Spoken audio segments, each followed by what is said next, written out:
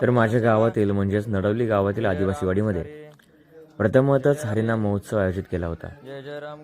हे आमचं पहिलंच वर्ष आहे आणि उत्सवाची सुरुवात श्री सद्गुरू अलिबाकर महाराजांच्या पादुकांच्या पूजनानं तथा ध्वजपूजा, वीणा, ज्ञानेश्वरी, पताका तथा तुळशीच्या पूजनाने झाली.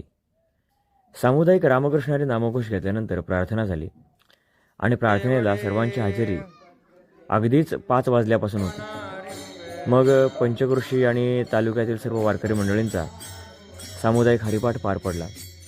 हरिपाठामध्ये अगदी लहानांपासून म्हाताऱ्यांपर्यंत सर्वांनी मनापासून आनंद घेतला.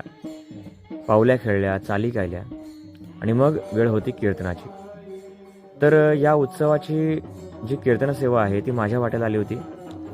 नये जरी तूज मधुर उत्तर, विधला सुस्वर नाही देवे, नाही तया वेण भोकेला विठ्ठल, येईल तैसा बोल रामकृष्ण. या अभंगावरती श्री सद्गुरूंच्या परम आशीर्वादानं सेवा करण्याचा प्रयत्न केला. काहीतरी वाकडे तिकडी मोडकी सेवा भगवंताच्या चरणाजवळ विधित करण्याचा प्रयत्न केला.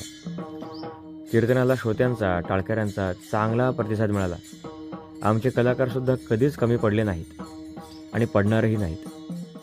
त्यामध्ये विशेष गोष्ट अशी की तुम्हाला सांगावं लागतं मला की आमच्या लहानांनी सुद्धा मनापासून कीर्तनामध्ये गायन केलं. पाहायचं आहे हे पहा. सोहळा इतका चांगला होईल याची कल्पनासुद्धा मी केली नव्हती. म्हणजे जे नियोजन केलं होतं त्याच्या चौपट चांगला सोहळा झाला. जास्तीत जास्त उपस्थिती, लोकांकडून उत्तम प्रतिसाद आणि प्रतिक्रियासुद्धा खूप चांगल्या आल्या होत्या. म्हणजे अगदी पूजनापासून ते जेवणापर्यंत सगळे कार्यक्रम अगदी छान पार पडले. आणि मग खरोखर असा सोहळा केल्यानंतर ना आम्हाला एक जे समाधान प्राप्त होतं ते समाधान कशानेच प्राप्त होणार नाही. श्री रुक्मिणी पांडुरंगार्पणमस्तु. रामकृष्ण हरी.